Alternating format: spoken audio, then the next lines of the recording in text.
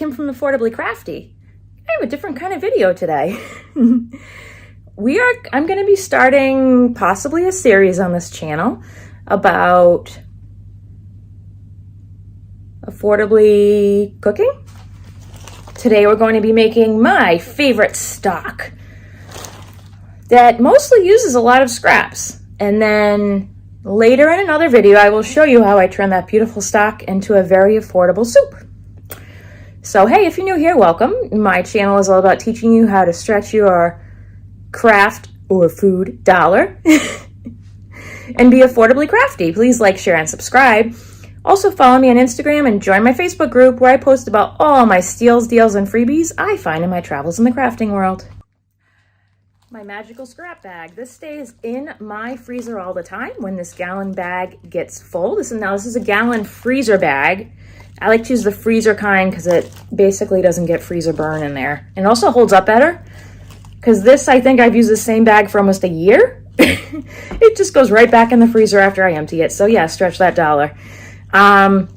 Things that I definitely do not put in this freezer bag is asparagus, cauliflower, a lot of the brassica family, which is like, you'll see I have a couple pieces of broccoli, but not a lot in here. It tends to make it bitter if you put too much of that in. I also don't put in the white parts of the pepper because that makes it taste bitter, like the ribbing and the inside. And I tend to not put anything spicy in here because my family doesn't prefer that. I'll spice mine with like hot sauce, but I can't have the whole thing be spicy. And then when I generally make this stock, I am going for a neutral base so that I can use it in whatever recipe I want. Some of this will become a soup, which I will show you guys later. But let me open this bag up and I'll turn you around and you can see what I basically put in here. Okay, so here's my scrap bag. I'm gonna open it up. What I'm gonna use to put the soup in is this huge clam pot. I am going to link down below some of the items that I'm using. That clam pot is my go-to stock pot to make stock with.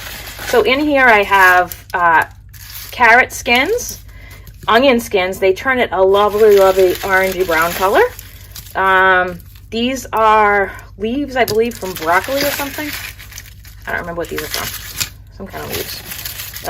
More carrots. Let's see what else I have in here. Leaves. Lots of onions this time. Now the nice thing about this stock, see, this is one thing of broccoli. I think I have a couple of them in here, not a lot. One thing about this stock is it's going to change seasonally. So in the summer, when you have more like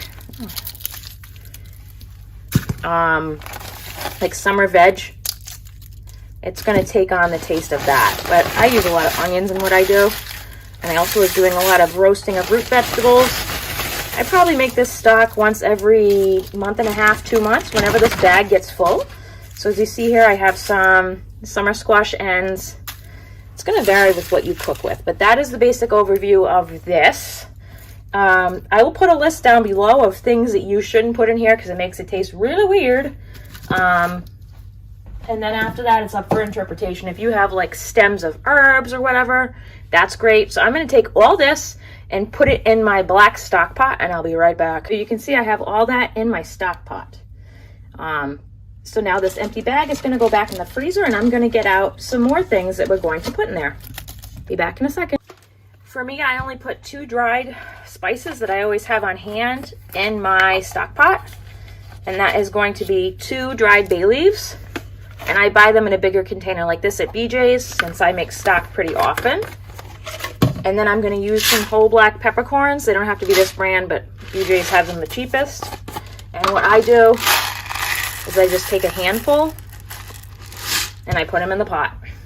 And then I take these 2 and put them in the pot. And that's it as far as my dried herbs. Now I'm going to get some stuff out of the fridge to show you how we're going to use some of that now in the stock and save the rest of it for the soup that's coming up. See you in a minute. Okay, so we're going to prep some vegetables now because we're going to take these scraps and use them in this stock, if that makes sense. So the first thing we're going to talk about is, and I grabbed stuff that was on sale at my market and stuff that was regionally available as much as possible. I am from southeastern Massachusetts, so soup needs to have kale in it. So what I'm gonna do with this is I'm not gonna chop all this veg up right now. It's gonna go in a bowl in my fridge until I'm ready to chop that up. Let's see if I can get the thing off of it. This is Tuscan kale. And so for Tuscan kale, what you're gonna do is you're gonna take one leaf off. Move this to the side, show you how I prep it. You're gonna take one leaf off, and you're gonna go like this down the stalk. And you're left with this rib, okay?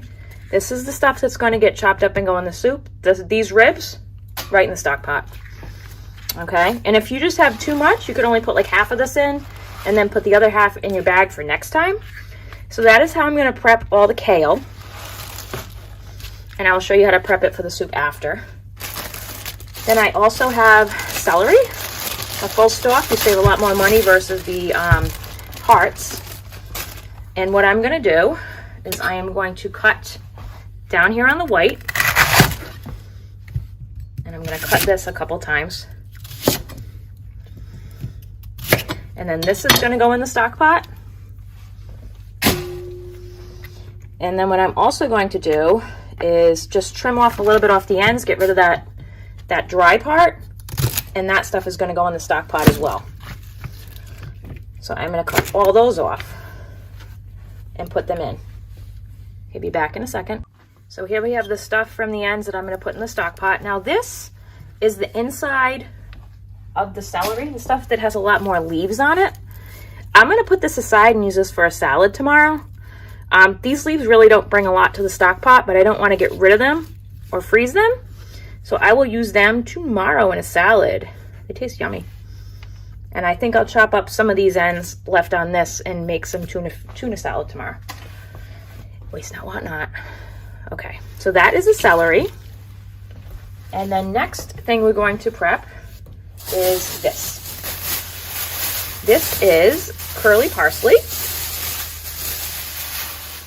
It's a huge thing. We're not going to use all this. That's ridiculous. Don't buy flat parsley. It doesn't taste as good as this curly stuff. I'm going to tell you right now. Does not taste anywhere as good. So what we're going to do is we're going to open this and see how there's a bunch of stems down here. We are going to literally just chop that off down here. See ya. I'm going to cut those in half again. And then that part is going in the stock pot. Okay.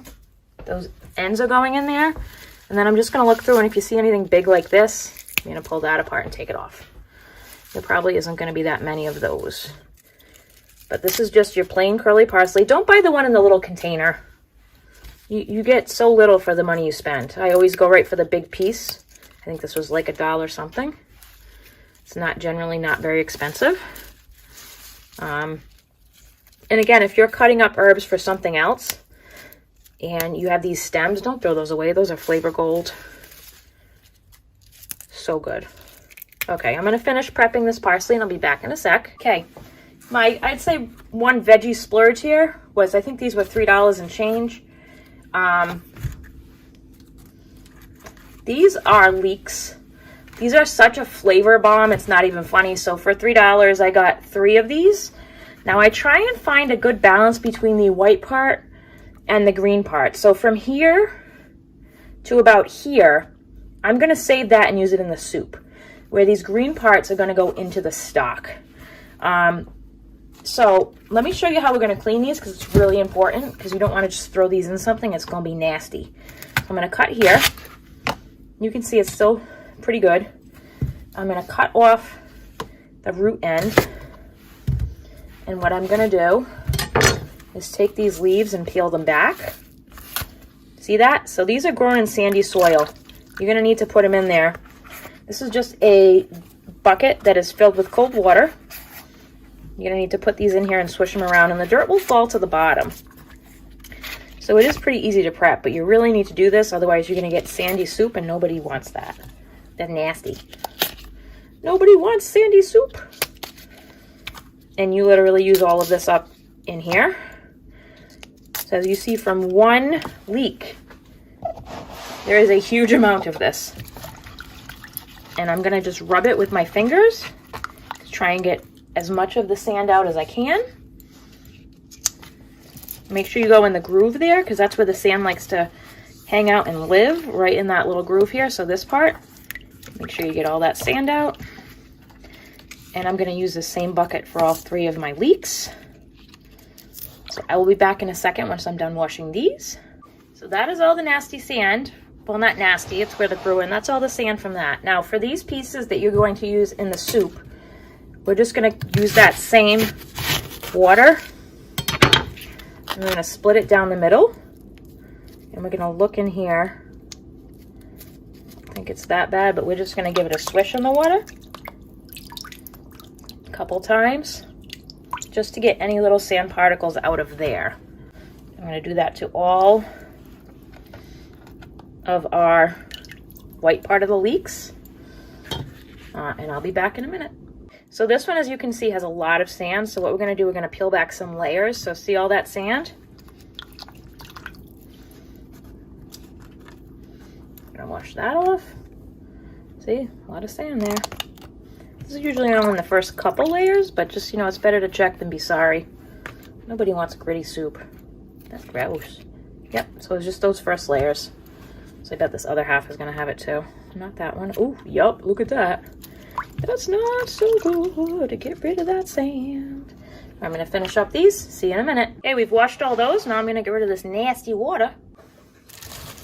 I also am going to be putting some carrots in. So what I'm going to do with my carrots is I'm going to peel them and take off the end. And those peels are going to go into the soup, into the stock pot now. So, yep.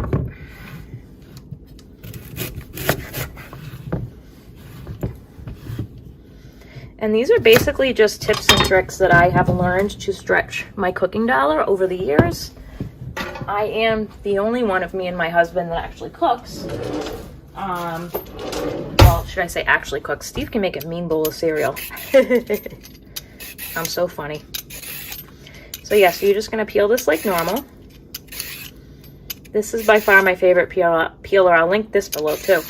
I love this peeler. Nobody wants to use a peeler that's going to hurt your hands. That's no fun. The other things that I'm going to be putting in the soup, one thing will not have anything that goes into the stock pot, and that is this mushrooms that I got on markdown. There's nothing in there to put in the stock pot. And I much prefer baby Bella mushrooms to white mushrooms. They just have such a better flavor. So those are baby portobellas, basically.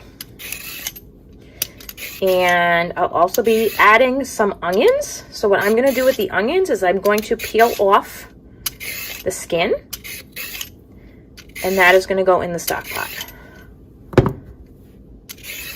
So I'm going to finish prepping this stuff, and then I'll be back in a moment. Okay, guys? Woohoo! This is what our stock pot now looks like. We are going to put water in it up to probably, you're going to cover the veg, and then I usually put it up to like here. So there's like about, from your little indentation of your knuckle down to here, whatever that is, which is at the top of the stock pot. That's how much I leave space. So I'm going to put water in it. I'll be right back. As you can see here, I have put this up to that point I set on my hand. I'm going to put it on my back burner. I always put it on the back burner because I got kiddos. And I am going to put it on, hello, beautiful stock.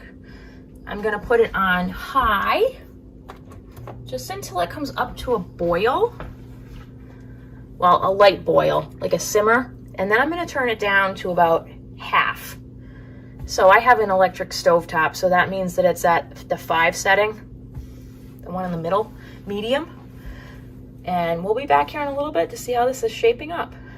See you in a little bit. So after simmering for about an hour, you can see what the stock looks like. Just for size comparison, that's how much was there when I first started. So it's reduced a little bit. Now I'm going to start the process of straining this out. All right, let me get that set up. Hold on. So this is the setup I use. This is a more fine mesh strainer, an 8-quart stock pot, just for size reference. This is actually a Pampered Chef Super Scoop thing, but you can get something similar to this at Dollar Tree. And also a ladle that I think I got somewhere cheap, but I don't remember where. Had it for a long time. And what I'm going to do is strain out this stuff. I'm also going to be using the tongs to get some of the bigger stuff that I, every once in a while, will go and swish this. Swish, swish, swish. So that I made sure that all of the scraps and whatnot were below the surface of the water. And so what you want to do here is you want to try and squeeze out any stock out of this you can. It's really important that you actually use the strainer, because life is ruined if you let one peppercorn go in here, because it freaking hurts, because I've done that before. Ouchies.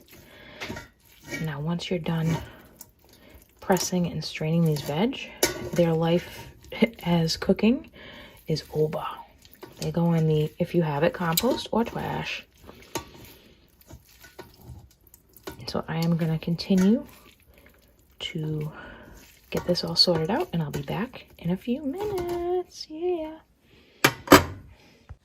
Okay, so my beautiful stock is almost all the way up the 8-liter pan. Hello. And I'm going to get another big pan because I still have all that to strain out. Yay. Beautiful. When you get down to the bottom, make really careful.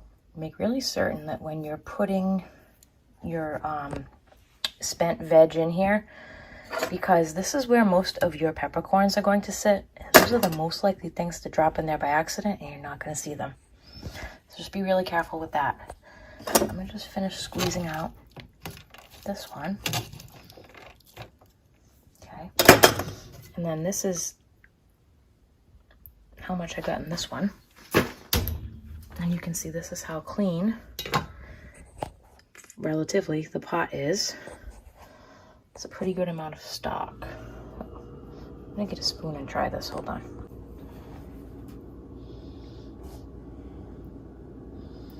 As you can see, it's got a nice golden color. That comes a lot from the onion skins that were in there.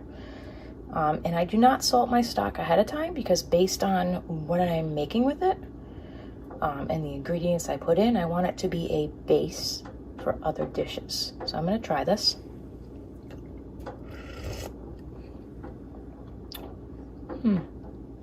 Pretty good already. Take another sip. I'm a fan. All right, I am going to take some of this out of this one and put it in here. And I'm going to use this to make the soup in my next video. Check it out soon. I hope you enjoyed this scrap veggie stock, a real affordable meal base, a real affordable base to most of your meals, a money saver.